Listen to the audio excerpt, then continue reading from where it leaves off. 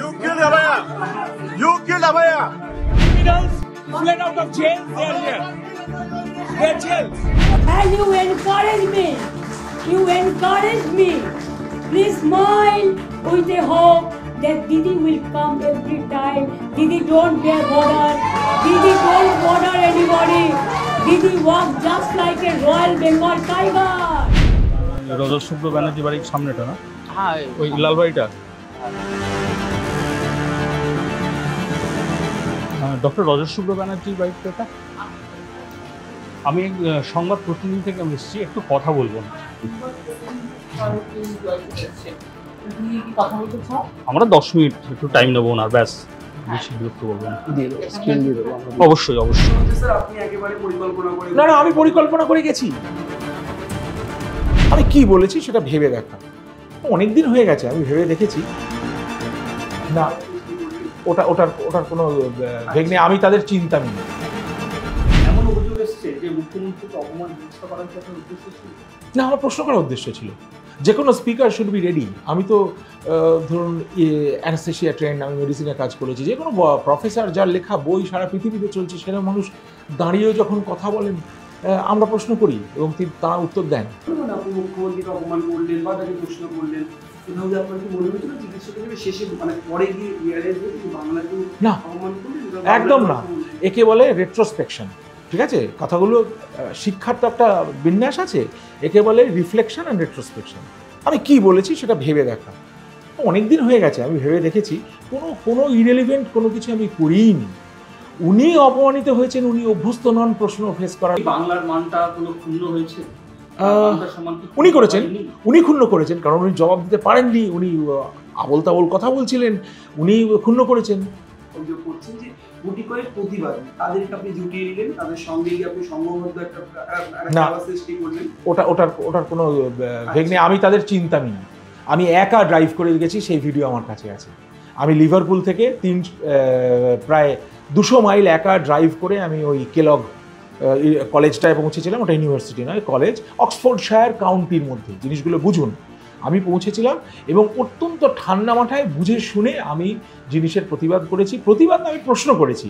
আর ওরা যারা চেঁচাচ্ছে তারা কটা কনফারেন্স, কটা সেমিনার অ্যাটেন্ড করেছে। এখানে কনফারেন্স, এখানে স্টেজে উঠে একজন বলবে, নেতা বলবে, উনি বলবেন, সবাই শুনে যাবে, এইটার নর্মস তা নয়। ইট শুড বি ইন্টারেক্টিভ, তাই না?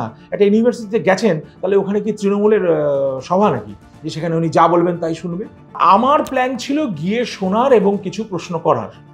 এবং আমি যদি শেষ অবধি অন্যেরা ওটা বানচাল না করতো, আমি তাদের চিনি না, প্রথম কথা। সেই দিন ওখানে গিয়ে ক্যাম্পাসে আই মেট 2 of them যারা লন্ডন থেকে এসেছেন। বাকি যে ছাত্রছাত্রীগুলো ছিল ওদের আমি চিনিই না বলতে গেলে।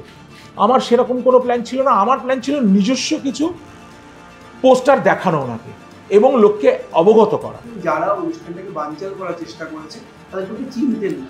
স্পেকুলেশন হচ্ছে স্যার আপনি একেবারে পরিকল্পনা করে। না না, আমি পরিকল্পনা করে গেছি। আমি পরিকল্পনা না, ওদের নিয়ে না, না ওইসব করিনি। আমি কোনো জোটফোট পাকাইনি। আমি একা গেছি, অন মাই ওন। আমি কমপ্লিটলি একা গেছি। বিজেপি উস্কানিতে কি আপনি এটা করেছেন বা এরকম আপনি গেছিলেন? একদম না, আমি কোনো পার্টির মধ্যে নেই। আজকে আমি বিজেপির সঙ্গে কি বলবো, বিজেপির কাছাকাছি এসেছি বা আমার হৃদয়টা তাদের দিকে গেছে। Because I think if a change is there, BJP is the alternative. BJP আমায় কোনো রকম উস্কায়নি, বিজেপির কোনো রকম প্ররোচনা ছিল না। ওখানে গিয়ে দেখলাম কিছু লাইক মাইন্ডেড লোক রয়েছে যারা বিজেপি সমর্থক। মানে বিজেপি সমর্থকটা ওখানে ছিল, সেটা আপনি? আমি জানতাম না। না, আমি কাউকে চিনি না। আমি একটা লেকচার অ্যাটেন্ড করতে গেছি মশাই, একটা গান শুনতে যাবার মতো। আপনি যদি টিকিট কেটে এখান থেকে একটা উত্তরপাড়ার সঙ্গীত সম্মেলনে যান, আপনি কি প্ল্যান করে যাচ্ছেন কাউকে নিয়ে যাবেন না যাবেন? আপনি গান শুনতে গেছেন, সেখানে প্রশ্ন করেছেন। মানে বিজেপি সমর্থক ওখানে যখন ওদের সঙ্গে পরিচয় হলো এবং তারপরেই কি আপনি করলেন যে বিজেপি মানে এখানে আসার পর যে বিজেপি নেতাদের সঙ্গে? না, আমি আগে থেকেই একটুখানি বিজেপির সঙ্গে যোগাযোগ আমার ছিল, বিজেপি নেতা নেত্রীদের সঙ্গে। আমার এমনি স্বভাবতই ওনাও আমাকে যোগাযোগ করেছিলেন। আমার গান আছে, আমার অন্যান্য কাজকর্ম আছে, সেসব নিয়ে আমার বন্ধুবান্ধবও বিজেপিতে রয়েছে। আর ওদের আমি সেদিনই গিয়ে ওখানে চিনি। যখন লাইন করে সবাই ঢুকছে, সেখানে গিয়ে দেখলাম I have come from England, they introduce themselves. আমি ইন্ট্রোডিউস করলাম, 2-1 জন আমায় চেনে, আমি তো ওদের চিনি না। এবং সেইখান থেকে পরে যখন গোলমাল টোলমাল হলো আমরা সবাই গিয়ে একটু কফি খেয়েছিলাম। আমি ড্রিঙ্কিং করি না, আমি কফি খেতে গেছিলাম, ওরা সবাই মিশে পাবে একটুখানি আমরা স্ন্যাক্স ট্যাক্স খেলাম। সেই সময় আলাপ হলো যে উনি বিজেপি, উনি কোথায় থাকেন, একজন অ্যাকাউন্টেন্ট, একজন ফ্রিল্যান্সার। আর ছাত্রদের আমি চিনি না, ছাত্ররা ওখানে জোট করছিল, ওরা সে কিছু কথাবার্তা বলে চলে গেছে। কতজন ছিল? 4জন, 3জন 4জন, দুজনের সঙ্গে খুব আলাপ হলো। বাকি কয়েকজন এদিক ওদিক করে RSS এরও লোক ছিল, দু একটি ছাত্র ছিল RSS এর রিপ্রেজেন্টেটিভ। তারা কিন্তু বানচালটা পাকায়নি, বানচালটা পাকিয়েছে যারা প্ল্যাকার্ড দেখিয়েছে। আমি প্ল্যাকার্ড দেখিয়েছি, আর আমার পাশ থেকে ওই দুজন ভদ্রলোক সাডেনলি একদম ব্লাস্ট আউটটা শুরু করেছে। আমার মনে হচ্ছিল কমপ্লিট ব্লাফ। আমার উত্তর পাওয়ার আশা ছিল যদি ওনার ঠিক হতো, আমাকে যদি এরম বলেন যে আপনি এখানে কি ইনভেস্টমেন্ট করেছেন, আপনি কি চ্যারিটি করেছেন, আমাকে তখন চ্যারিটির বিল দিতে হবে। আপনি যদি বলেন কি আপনি ইনভেস্ট করেছেন, আমাকে সার্টিফিকেটটা দেখাতে হবে। তো উনি কয়েকটা নাম বলতে আমি বলেছিলাম, উনি সেসব কিছু বলতে পারেননি, উনি শুধু পরিসংখ্যান দিচ্ছিলেন। এবং মানে সেইখান থেকে টার্মোয়েলটা শুরু হয়। আপনার এতে কি মনে করেন না যে মানে শেষ করে আপনাদের যে প্ল্যানটা ছিল বা ওদের যে প্ল্যানটা ছিল আপনি যাদের সঙ্গে এই করলেন সেটা মাঠে মারা গেল এবং যেটা চেয়েছিলেন সেটা হলো না? না, আমি কি সেরাম কিছু চাইনি। দেখুন, এর থেকে আমি কোনো এই হোল ওয়েস্ট বেঙ্গল স্টেটটা surviving on negativity, complete negative factors. আপনি দেখুন, আচ্ছা নিউজ চ্যানেল খুলে দেখুন, একটা ফুটবলের কথা আছে, লিভারপুল লিগ জিতেছে, একটা কথা আছে, টেস্ট ম্যাচ নিয়ে একটা কথা আছে, ইংল্যান্ড ইন্ডিয়া টেস্ট খেলা হচ্ছে এখন, একটা কথা আছে, একটা ভালো সিনেমা, একটা গান, ওই কোনা এইটুকু একটা। তিনি পুরো একটা অ্যানাস্থেশিয়া দিয়েছেন পুরো রোগীকে, দিদিকে আপনি নাকি ওটিতে ঘুমিয়ে পড়েছেন। পুরো একটি খবর হচ্ছে, আর্টিকেল হচ্ছে, আপনি নিশ্চিত অবগত এই বিষয়টি। 12-14 বছর আগে। আপনার মনে হয়নি ইংল্যান্ডের মতো জায়গায় এরকম একটা আর্টিকেল যখন ঘুরে বেড়াচ্ছে আমাকে কিছু প্রশ্ন ফেস করতে হয়েছে? কি মনে হয়নি কি? এটা তো হওয়া উচিত। ধরুন আমি পেশেন্টের হার্ম করেছি, দুটো হয়, একটা হচ্ছে হার্ম, একটা হচ্ছে পেশেন্ট ডেথ, এই ধরনের থিয়েটারে ড্যামেজ হতে পারে। এগুলো সব আয়াট্রোজেনিক। আয়াট্রোজেনিক কথাটার মানে হচ্ছে ডাক্তার ইনডিউসড। এটা নেগলিজেন্স, সেটা প্রমাণ করতে হয়। আপনার ডায়াগনোসিস ঠিক নাও হতে পারে, আমার সেরকম কিছু হয়নি। কিন্তু by the way, on camera আমি বলে রাখছি, আমার আজ অবধি একটি পেশেন্ট কমপ্লেন হয়নি। ওখানে জেনারেল মেডিকেল কাউন্সিল, নাম সবাই শুনেছে, জিএমসির আন্ডারে আমি কাজ করতাম। যদি কেউ আমাকে বলতে পারেন একটি পেশেন্টের গায়ে একটি আঁচল লেগেছিল আমার 1000, 10,000, 20,000 কেসের মধ্যে, তাহলে আমি সেটাকে অ্যাড্রেস করবো। এখন আর অ্যাড্রেস করার দরকার নেই, বিকজ আমি রিটায়ার করেছি। জিএমসি স্ক্রুটিনি হয়নি ভেবেছেন? ওইটা যেদিন স্ক্রুটিনিটা শুরু হয় সেদিনকার প্রথমের ওই পিকচারটা দিয়ে ওই আর্টিকেলটাই চলছে। তারপরে আমার বহু ইন্টারভিউ হয়েছে। 13 সালে 13 সালেই তো এই শুনুন, 10-12-র মধ্যে কিছু ঘটনা ঘটে, সেইটা অ্যাড্রেস করতে করতে ওখানে যেরকম হয়, আই ওয়াজ কল্ড মোটামুটি বোধহয় 2013, আমার ডেট ফেট মনে নেই। ওগুলো তো খুব ট্রমাটিক। ওই তো হঠাৎ আমি সেগুলো কন্ট্রোল করতে পারিনি, আমি অ্যাড্রেস করিনি ঠিক সময়, আমাকে ন্যাচারালি জিএমসি সামন করেছিল। I have answered all of them and I have come out of ইট।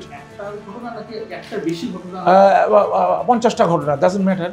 যখন এইটা হয় তখন তো সব একের পর অ্যারাইজ করে সব কটা আমি জিতেছিলাম, যে কটা অ্যাড্রেস করা হয়েছিল। না, আমি বলবো না, ওটা আমার traumatic experience, I refuse to answer. আমি জবাবদিহি করতে রাজি নই। প্রচুর হয়েছে, ওইটা করলে তখন আমার মনে হবে যে এই লোকটাই কি সেই লোকটা। এখন অভিযোগ অনেক কিছু হতে পারে, তাই না? প্রমাণিত না হওয়া অবধি তো হবে না। অভয়ের কেসটা তো সুইসাইড বলে চালাতে হয়েছিল, তাই না? ওটা তো কিছু বলার নেই। অভিযোগ হয়নি, প্রমাণ করতে পারেনি, আজ অবধি জানা গেছে যে ওটা সেরকম কিছু হয়নি। রাজনৈতিক মন্তব্য অ্যাবসলিউটলি। আমাদের সবচেয়ে বড় চিফ মিনিস্টারের নামটা কি বলুন? আপনি বলুন, আপনার মুখ দিয়ে শুনবো। কার কথা মনে আসে? একটা চিফ মিনিস্টার যাকে এখনো ছবি রাখা হয়, প্রণাম করা হয়, বলুন একটা চিফ মিনিস্টারের নাম। ব্যাস, তাহলে কি ছিলেন তিনি? ডাক্তার, তাই তো?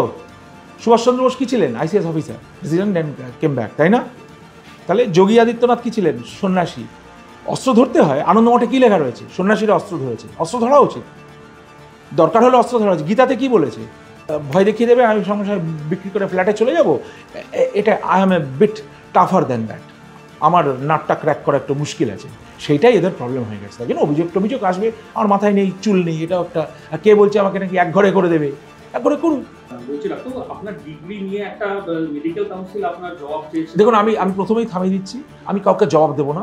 আমার ডিগ্রির চ্যাপ্টারটা শেষ হয়ে গেছে। রিটায়ারমেন্ট বোঝেন? অবসর। আমি অবসর নিয়ে এই দেশে এসেছি, তাই না? সসম্মানে অবসর নিয়েছি ইংল্যান্ডে। এদেশে আমি 30 বছর কোনো কাজ করিনি। আমার ডিগ্রি নেই কি আমি ছাগলের ডাক্তার কি ভেড়ার ডাক্তার, আপনি তো কিছু যায় আসে না। আমি অন্য কোনো আলোচনাতেই যাবো। মানে দিচ্ছেন না কেন যে প্রশ্নটা উঠছে সেটা কি এটাই যে মানে আমি দেবো না?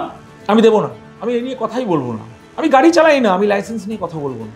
এটা হচ্ছে অ্যানালজি, তাই না? আমি প্র্যাকটিস করি না, আমার কি ডিগ্রি আছে না নিচ্ছি, কি হায়ার সেকেন্ডারিতে কী পেয়েছিলাম আমি এইসব বলতে গেলে না, যারা আমাকে চ্যালেঞ্জ করতে তাদের হায়ার সেকেন্ডারি মার্কশিটটা দিতে বলুন, তারা কি ডিগ্রি করেছে, তাদের কি প্রফেশনাল কোয়ালিফিকেশান আছে, তারপর তো আমি প্রফেশনাল টু প্রফেশনাল কথা বলবো, তাই না? আর আমাকে কোনো স্যাংশন কেউ করার এখতিয়ার নেই। আমি কমপ্লিটলি ব্রিটিশ সিটিজেন, আমি ওসিআই এখানে এসেছি, কোনো কাজ করি না। কাজ করলে পয়সা নিলে যখনই আমি প্রফেশনালি চার্জ করব, থিয়েটারে ঢুকবো, তখন আপনি ডিগ্রি আছে, কোয়ালিফিকেশান আছে, স্কিল আছে, সেই জব তো দেবো না। 25 বছর ইউরোপে কাজ করেছি, টাইট সিকিউরিটি, ওখানকার এখনও হিমশিম খেয়ে যাচ্ছে আমার কলিগরা যারা প্রফেসর লেভেলে, প্রত্যেক বছর তাদের প্রফেশনাল কোয়ালিফিকেশনটা বজায় রেখে ঠিকঠাক থাকে, সে জব আমি ওখানে দেবো, তাই না? একটা পলিটিক্যাল পার্টিতে আমি overseas member of BJP recently হয়েছি, ওভারসিজ মেম্বার, তারা বুঝবে, আপনারা বুঝে নিন আমি পলিটিক্যাল কাজ করি।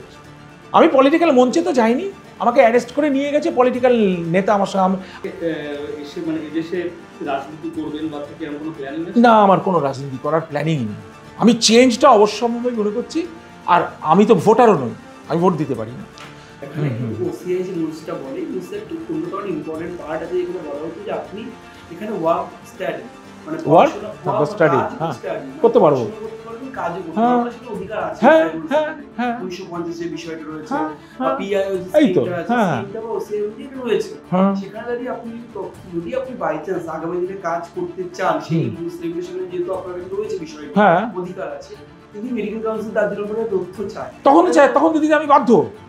আমি কাজ করব বলে যেই একটা পেশেন্টের প্রেসক্রিপশন আমি হাতে নেবো, যেই একটা থিয়েটারে আমি ঢুকবো, আমি তো তখন দিতে বাধ্য, তখন নিশ্চয়ই দেবো।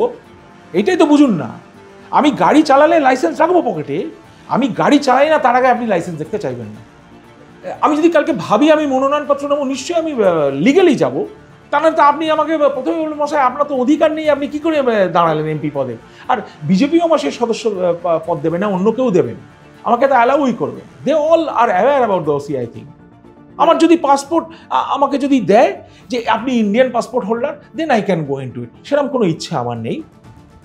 মানে আপনার এখন বেনিফিটটা ওসিআই অনুযায়ী লং টার্ম ভিসার বেনিফিটটা মাকে দেখি, হ্যাঁ, যে কোনো সময় আমার সব কিছু, আমি এগ্রিকালচারাল, আমি বলেই দিচ্ছি, এগ্রিকালচারাল ল্যান্ড আমি কিনতে পারবো না, চাষের জমি আমি কিনতে পারবো না, এমপি এমএলএ প্রেসিডেন্ট এইসব ধরনের হতে পারবো না।